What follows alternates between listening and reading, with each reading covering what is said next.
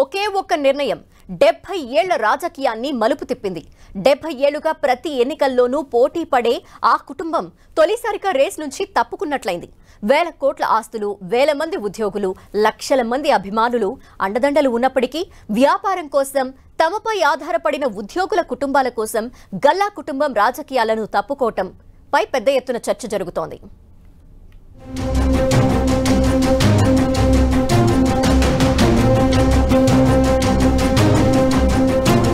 రాజకీయాలకు ఇక సెలవు అంటూ గుంటూరు ఎంపీ గల్లా జయదేవ్ చేసిన ప్రకటన టీడీపీ కార్యకర్తలను, గల్లా అభిమానులను నివ్వెరపరిచింది.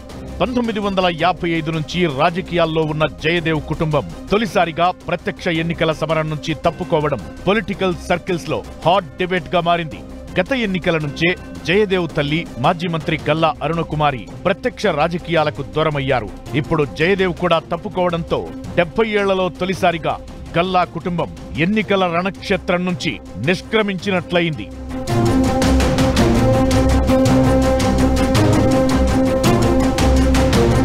జయదేవ్ తాత పాటూరి రాజగోపాల్ నాయుడు రాష్ట్ర రాజకీయాల్లో చెరగని ముద్ర వేశారు. 1955లో తొలిసారిగా ఎమ్మెల్యేగా ఎన్నికైన రాజగోపాల్ నాయుడు ఉమ్మడి చిత్తూరు జిల్లా రాజకీయాలను శాసించారు.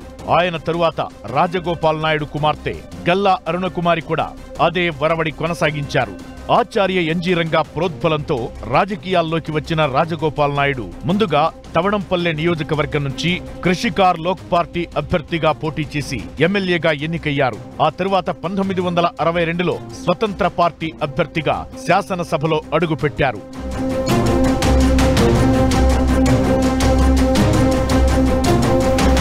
1972లో శాసనమండలి సభ్యుడిగా పనిచేశారు. 1977లో చిత్తూరు లోక్సభ నుంచి పోటీ చేసి గెలుపొందారు. 1980లోనూ ఇందిరా కాంగ్రెస్ తరపున పోటీ చేసి ఎంపీగా నెగ్గారు. ఇటు రాజకీయాల్లోనే కాకుండా సామాజిక సేవా కార్యక్రమాల్లోనూ జిల్లాలో ఎంతో గుర్తింపు తెచ్చుకున్నారు రాజగోపాల్ నాయుడు.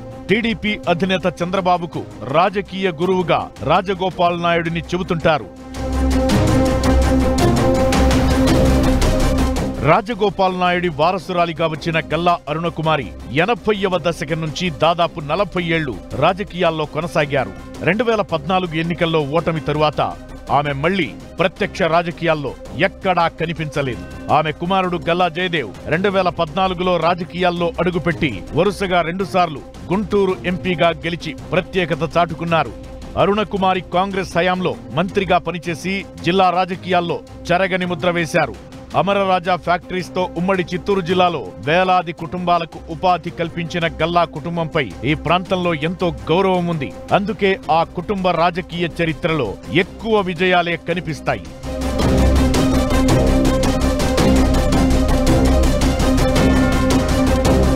రెండుసార్లు ఎంపీగా గెలిచిన జయదేవ్ చాలా కాలంగా రాష్ట్ర రాజకీయాల్లో పెద్దగా కనిపించడం లేదు.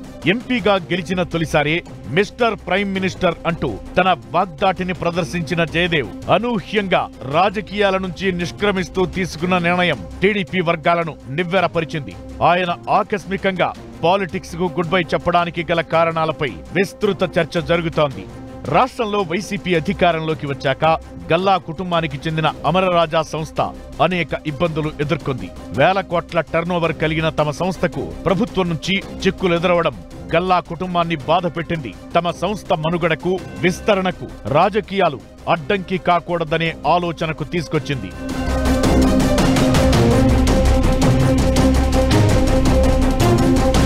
గల్లా జయదేవ్ నిర్ణయం రాష్ట్ర వ్యాప్తంగా విస్తృత చర్చకు దారితీస్తోంది. ముఖ్యంగా ఉమ్మడి చిత్తూరు జిల్లాలో గల్లా నిర్ణయంపై మరింత ఎక్కువ చర్చ జరుగుతోంది.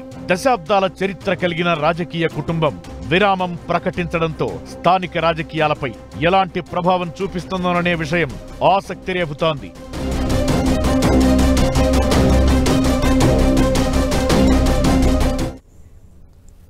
మార్పు చేర్పుల ఎఫెక్ట్తో జాక్పాట్ కొట్టారు ఓ మంత్రి, మరో ఎమ్మెల్యే. అసమ్మతులు, అసంతృప్తుల తలనొప్పులు తగ్గిపోయి కొత్త ప్లేస్లో సేఫ్గా రాజకీయం చేసుకుంటున్నామని తెగ హ్యాపీ అవుతున్నారట ఆ ఇద్దరు. ఒకరు స్వయంగా మార్పు కోరుకుంటే ఇంకొకరు ముందు కసబుసలాడినా ఆ తర్వాత కొత్త స్థానమే కంఫర్ట్గా ఉందని సంబరపడిపోతున్నారు. మార్పు మంచిదే అంటున్న ఆ ఇద్దరు ఎవరు?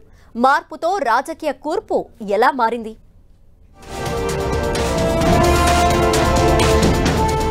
వైసీపీలో ఎమ్మెల్యే అభ్యర్థుల మార్పు చేర్పులు ఎన్నో తలనొప్పులు తెస్తున్నాయి. చాలా చోట్ల ఎమ్మెల్యేలు అధిష్టానంపై తిరుగుబాటు చేసేందుకు కారణమయ్యాయి. కానీ ఉమ్మడి పశ్చిమ గోదావరి జిల్లాలో మాత్రం మార్పులు బాగా వర్కౌట్ అయిందనే ప్రచారం జరుగుతోంది. ముఖ్యంగా 2 ఎస్సీ రిజర్వ్డ్ నియోజకవర్గాల్లో చేసిన మార్పులతో అక్కడి అసంతృప్త స్వరాలకు ఫుల్ స్టాప్ పడడంతో పాటు ప్రత్యర్థి పార్టీల్లోని అసమ్మతులు వైసీపీకి సహకరించే పరిస్థితిని తెచ్చిందని అంటున్నారు. ముఖ్యంగా హోంమంత్రి తానేటి వనిత గోపాలపురం నియోజకవర్గానికి మారడం మంచి ఫలితాలిచ్చేలా కనిపిస్తోందంటున్నారు ఆ పార్టీ నేతలు. ప్రస్తుతం కోవూరు ఎమ్మెల్యేగా ప్రాతినిధ్యం వహిస్తున్న వనితకు ఆ నియోజకవర్గంలో చాలా తలనొప్పులు ఎదురయ్యాయి. ఆమె సొంత నియోజకవర్గం గోపాలపురం కావడంతో ఈసారి అక్కడికే మారిపోవాలని ప్రయత్నించారు.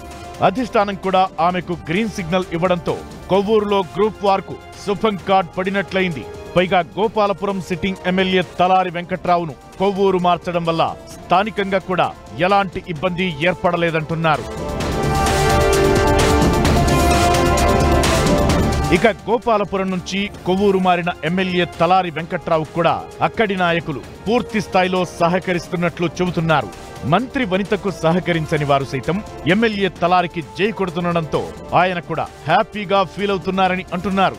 ముందుగా అయిష్టంగా కొవ్వూరు వెళ్లిన వెంకట్రావు అక్కడి నేతల ఆదరణతో ఖుషీగా ఫీల్ అవుతున్నారట.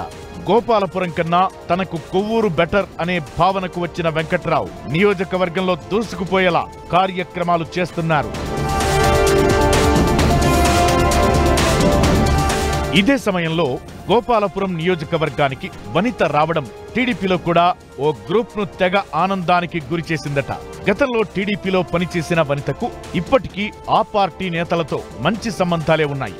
మరోవైపు ప్రస్తుత టీడీపీ ఇన్ఛార్జ్ మద్దిపాటి వెంకటరాజును పార్టీలో ఓ ప్రధాన వర్గం వ్యతిరేకిస్తోంది. వీరంతా వనితకు పరోక్షంగా సహకరించే అవకాశం ఉందనే టాక్ వినిపిస్తోంది. టీడీపీ ఇన్ఛార్జ్ వెంకటరాజును మార్చాలని, లేదంటే రెబెల్ అభ్యర్థిని రంగంలోకి దింపుతామని గోపాలపురం నియోజకవర్గ టీడీపీ సీనియర్ నేత ముళ్లపూడి బాపిరాజు వర్గం నేతలు హెచ్చరిస్తున్నారు. ఈ పరిస్థితుల్లో వనిత రావడంతో టీడీపీ తిరుగుబాటు నేతలకు మంచి ఆప్షన్ లభించినట్లయిందనే అభిప్రాయం వ్యక్తమవుతోంది. మొత్తానికి వైసీపీ మార్పుల వల్ల గోపాలపురం, కొవ్వూరు నియోజకవర్గాల్లో అంతా సెట్ అయినట్లే కనిపిస్తోంది. ఇక ఎన్నికల్లో ఫలితాలు ఎలా వస్తాయో చూడాల్సి ఉంది.